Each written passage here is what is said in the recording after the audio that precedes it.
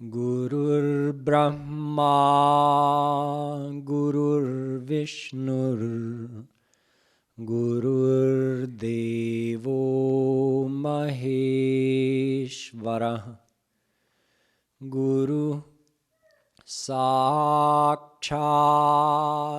Param Brahma, Tasmai Shri Gurave Namaha.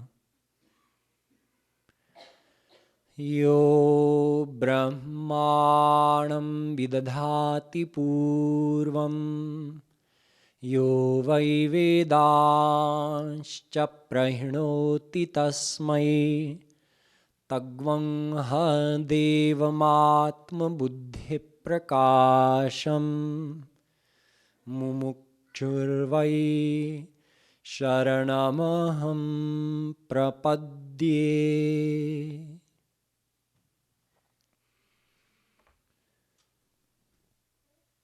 Going to explain to you a little bit more about how lucky we are to have such a festival like Holi, and how fortunate we are to have bhakti, raganuga bhakti, the heart of Hinduism. The very first time I came to Radha Madhav Dham was 1998, and there was an intensive happening.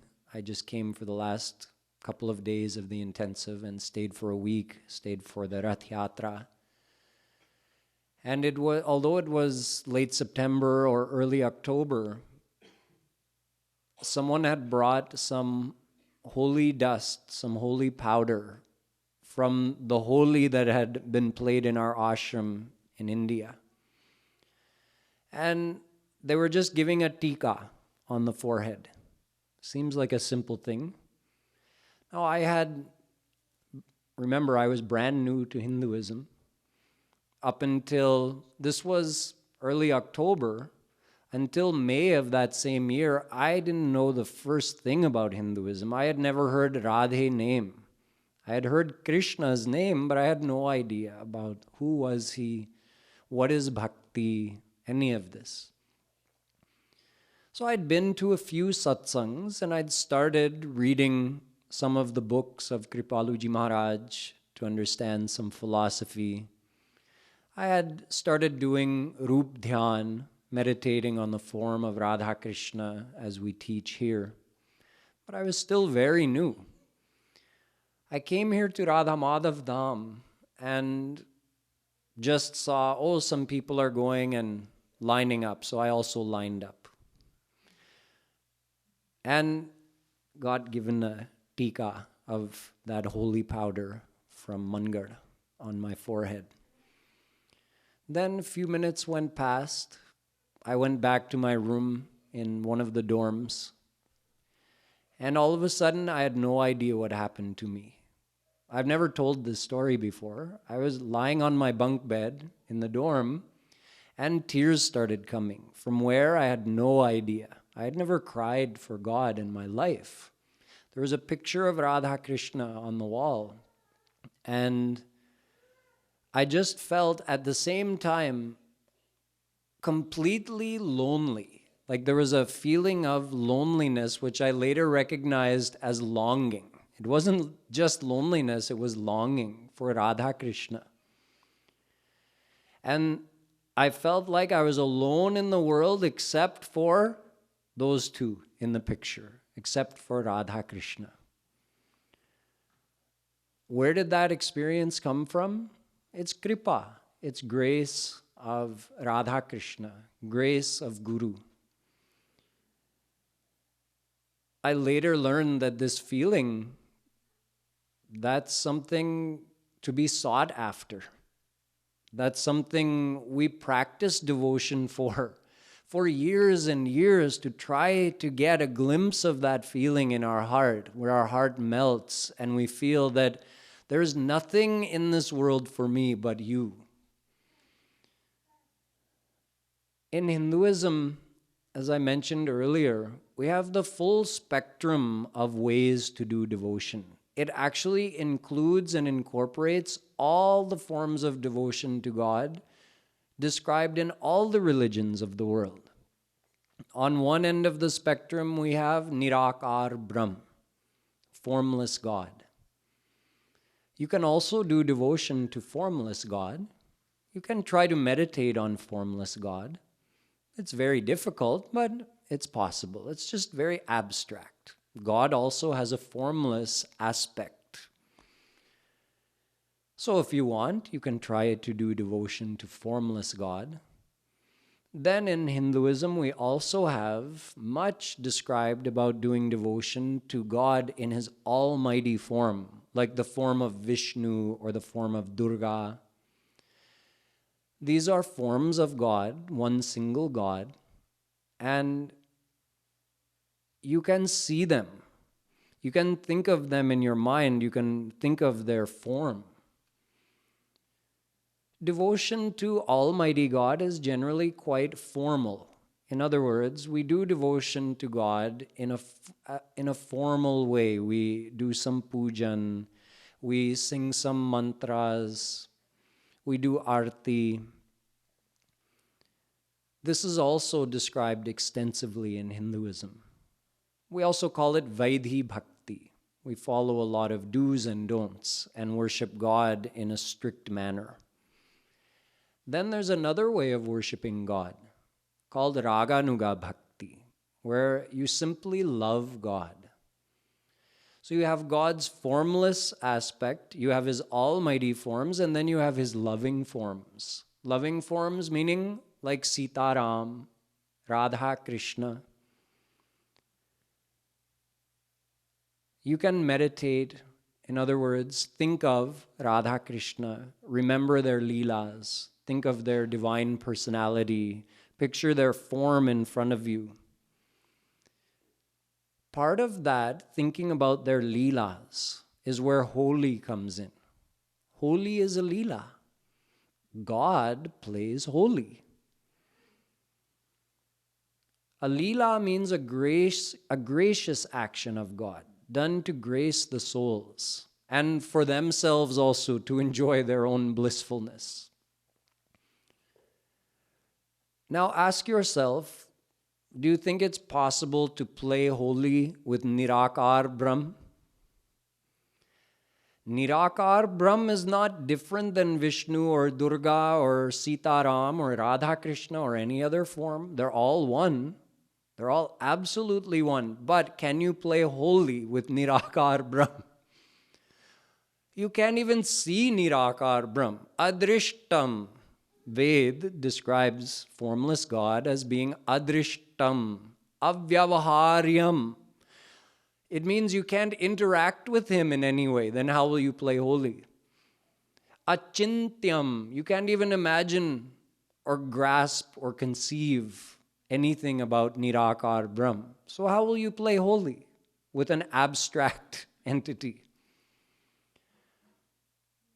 Will you play Holi with Vishnu or Durga? You would have to say, my dear Lord Vishnu, can you please put your Sudarshan Chakra down?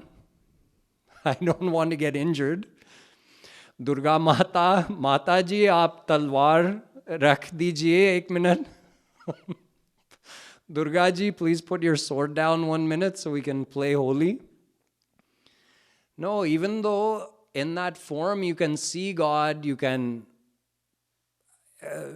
interact with God, meaning perceive God with all of your 5 senses. Yet, in that formless aspect, He won't play Holi. He doesn't do leelas in that almighty form. He does leelas as Sitaram and Radha Krishna. Although we should never have the idea that one form is different from another form. Vedavyasji says, Sarve purna shashvatascha dehastasya paratmana Padma Puran. All the forms of God are perfect absolute and internally equal and one and the same. Sarve purnah sarvaihi. Varah Puran. He says every form of God has all the divine qualities, all the divine powers, is whole and complete in and of themselves, but from the outside appears and acts differently according to what is being manifested outwardly and what is being hidden on the inside. So Vishnu is not other than Krishna. Krishna himself is Vishnu and Ram. Radharani and Durga, Radharani and Sita, they are not separate. They're one and the same. Even Nirakar Brahm is not other than Radha Krishna. They are one and the same. But in that abstract form, you can't say, Krishna, come and play Holi with me. When Radharani is in her form as Durga Maiya, when Shri Krishna is in his form as Vishnu or Shiva, he's in his almighty form. He won't play Holi. He doesn't do Leelas. Even as Sita Ram. If Sita Ram played Holi, I'm sure you could imagine, they would stand, let's say Sita Ram played Holi together. The same Ram is Krishna. Same Sita is Radha, but in that form, if they stood facing each other, you know that Sita ji would not look directly into Ram's eyes. She would keep her eyes down. Ram would carefully maybe apply a little bit of powder on Sita ji's face. Sita, keeping her eyes down, might put a little bit on Ram. It would be very sweet, very charming. But now transform Sita Ram into Radha Krishna. Radha sneaks up behind Krishna with a bucket full of holy color and dumps it on his head. Krishna surprises Radha in a kunj with a pichikari and soaks her. Same thing with the devotees. With Sita Ram, there would be a very formal interaction. With Radha Krishna, no pabandhi, no restrictions, no formality. How you would play Holi with your closest friends, closest relatives, with total freedom. That's how you would play Holi with Radha Krishna. So you see, we have the whole spectrum in our Hindu Dharma. How you want to worship God, it's up to you. All the forms are one. You can choose any form. You choose how to worship them. Here at Radha Madhav Dham, we specifically teach devotion to Radha Krishna in this Raga Nuga Bhakti style, where you feel very close to them, very personal. You have a very personal relationship. You feel that they are yours and you belong to them. So then, what's stopping you from playing Holi with them? What's stopping you any day of the year from playing Holi with them? So this is what Holi means to me. It perfectly epitomizes this Raganuga Bhakti style of devotion. Feeling so close to God. Just like, take an ordinary worldly example. Those of you who have never met me, I was out there on the Maharas Mandal as well. Some of you looked at me but didn't come up to put any color on me because you've never talked to me. Some of you just met me recently. You came up and very politely put a little bit on me. Some of you have known me for years. You came up behind me and rubbed a whole palm full of powder in my face.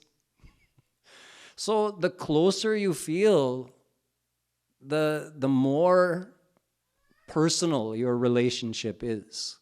This is devotion to Radha Krishna. Total freedom. No formality, just the loving feelings of your heart expressed through your own devotion and deepened through your meditation. when we meditate, we chant Radha Krishna name, or we chant some Leela song, and we visualize the form of Radha Krishna in our mind. We think about Leelas. We make up our own Leelas. We close our eyes and imagine meeting Radha Krishna in a kunj and coming with a pichikari, and them also soaking us with their color. This is how we meditate. This is how we deepen our devotion to them. And just like that day when I received that tika of holy powder, that grace is just waiting to dawn in our heart. Through the Roop Dhyan, through this meditation on Radha Krishna, their form, their Leelas, what we're doing is we're gradually melting our heart. We're gradually opening it to receive the grace of Radha Krishna and start to experience that bhav, which is the true marker of devotion. So think of our heart like being a hard piece of wax. Initially, it's like a hard piece of clear wax. And the love of Radha Krishna, their grace, their bhakti, that's like holy powder, like gulal. If you try to make that gulal go in that hard piece of wax, what's going to happen? Nothing. You have to melt that wax. If you melt it so it liquefies and then you add that gulal, it enters in, it mixes in, and the two become one. This is why we do devotion. We're gradually trying to melt our heart for Radha Krishna so that their rang, that holy rang, the rang of their prem, will sama jayega. It will permeate, impregnate our very heart, and then we'll realize their absolute closeness to us. This is a little glimpse into the path of Raganuga Bhakti as taught here at Radha Madhav Dham, as explained to all of us by Jagat Guru Shri Kripaluji Maharaj. So now